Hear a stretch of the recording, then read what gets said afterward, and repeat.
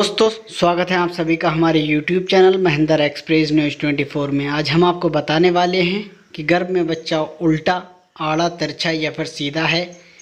आप इसकी पोजीशन को कैसे महसूस कर सकते हैं और उस बच्चे को हेड डाउन नीचे कराने के लिए आपको क्या उपाय करने चाहिए जिससे आपकी नॉर्मल डिलीवरी हो सके। और अगर आप का बच्चा आड़ा, तिरछा या फिर उल्टा है तो आप इसको कैसे महसूस कर सकते हैं, इस सब की जानकारी हम आपको इस वीडियो में दे रहे हैं। इससे पहले दोस्तों हमारी ये रिक्वेस्ट कि अगर आपने हमारे चैनल को सब्सक्राइब नहीं किया है तो हमारे चैनल को सब्सक्राइब कर लें, साथ ही बेल आइकन के बटन को ज़रूर दबाएं जिससे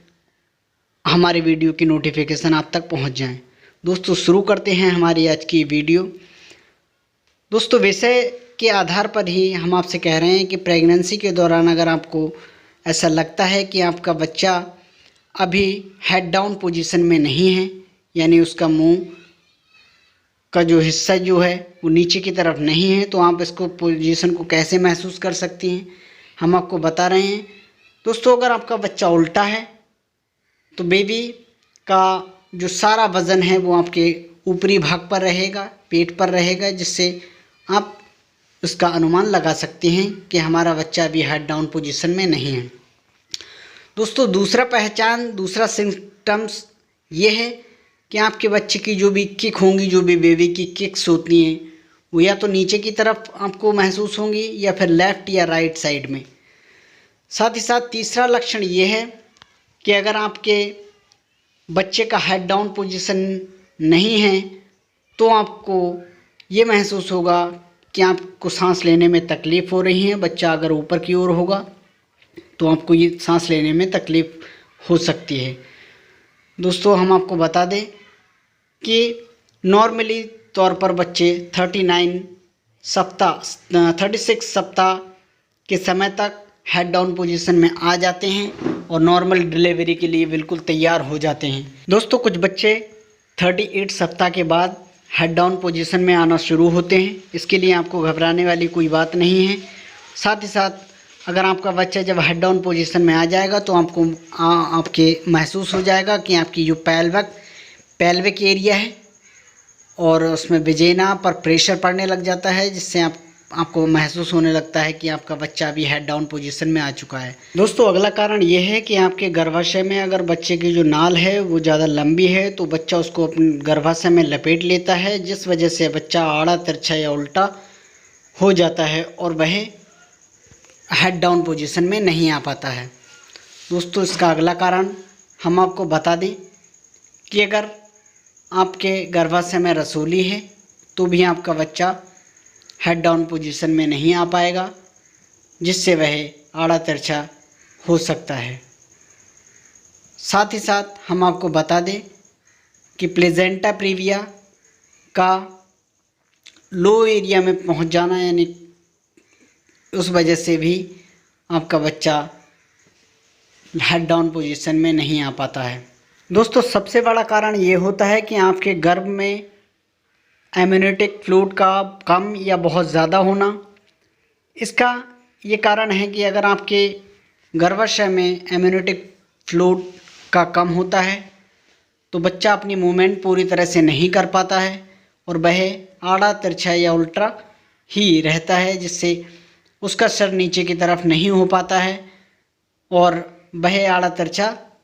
या फिर उल्टा रह जाता है, क्योंकि एम्नियोटिक फ्लूइड से ही बच्चा अपना भोजन करता है और उसे सुसु या मल के द्वारा ही उसकी सारी क्रियाएं एम्नियोटिक फ्लूइड से ही होती हैं। और अगर एम्नियोटिक फ्लूइड अधिक है तो बच्चा इतनी तेज़ मूवमेंट करता है, इतनी ज़्यादा मूवमेंट करता है, जिससे आपके बच्चे की पोजीशन एक सेफ स्थिति में नहीं रह पाती हैं,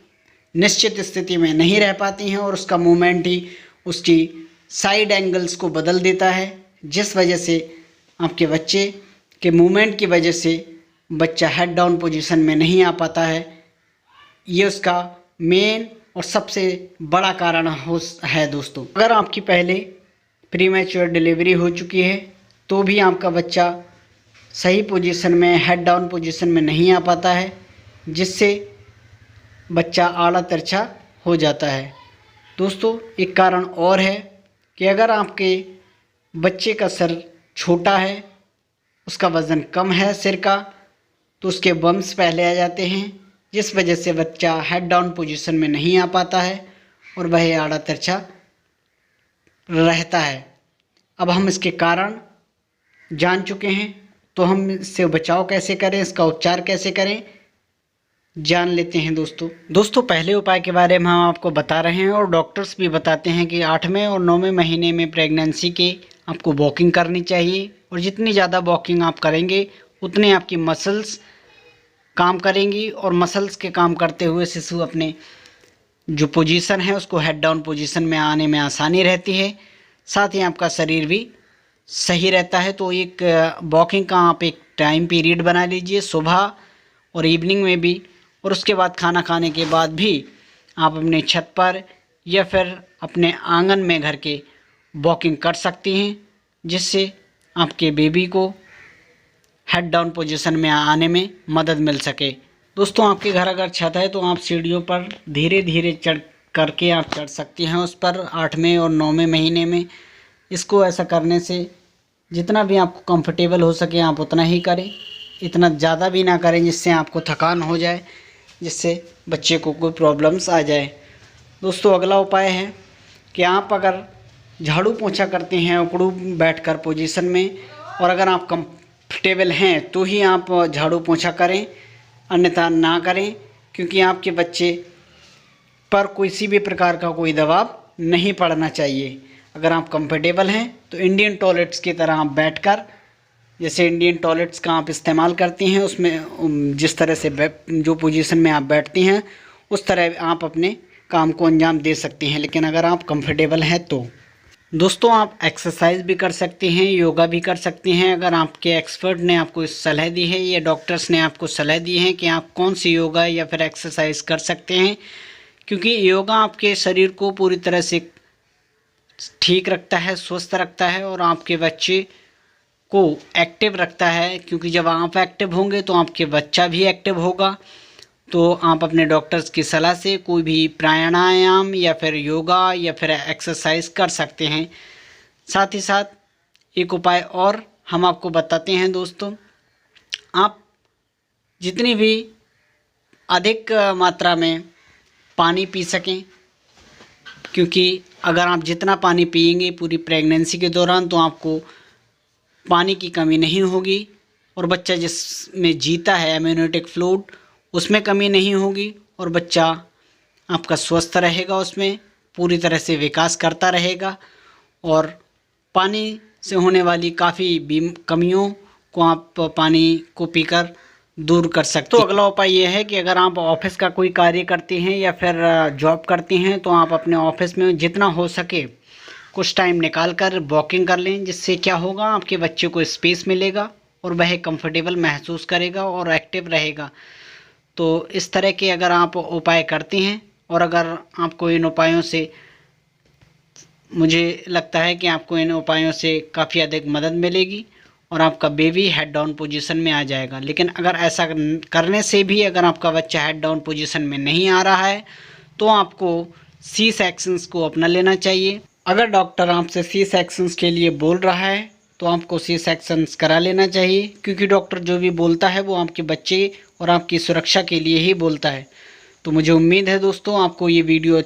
पसंद आई होगी, और आपकी जो भी कमेंट हैं इस बारे में हम तक ज़रूर पहुंचाइए। साथ ही हमारे चैनल को सब्सक्राइब करना ना भूलिए, और साथ ही बेल आइकन के बटन को ज़रूर दबाइए और ऑल पर क्लिक कर लीजिए, जिससे हमारे द्वारा बनाई गई वीडियो आप तक पहुंच जाए और आप हमारे वीडियो से